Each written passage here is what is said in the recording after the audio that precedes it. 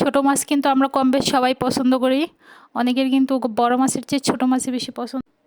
কিন্তু এই যে কোটা কাটার একটা ঝামেলা আছে না, এই ঝামেলার কারণে ছোট মাছটা আসলে কেউই বেশি একটা আনতে চায় না বাজার থেকে। আবার যাদের ফ্যামিলিতে ছোট বাচ্চা কাচ্চা বেশি তাদের এগুলো নিয়ে অনেক বেশি প্যারা মনে হয়।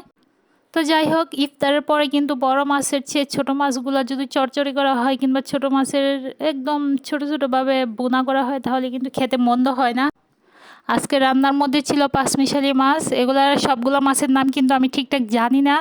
আর সত্যি কথা বলতে ছোট মাছ আমারও খুব পছন্দ, কিন্তু বড় মাছ কুটাকাটির ক্ষেত্রে আমার বড় মাছটাই বেশি পছন্দ। ছোট মাছ কুটতে গেলে একদমই আমি বিরক্ত হয়ে যাই। যদি বড় মাছ হয় সেটা কুটার ক্ষেত্রে ঠিক আছে, কুটায় ধুয়ে বাচ্চা পরিষ্কার করার জন্য বড় মাছ পারফেক্ট, আর খাওয়ার জন্য স্বাদের জন্য কিংবা স্বাস্থ্যের জন্য ছোট মাছ পারফেক্ট।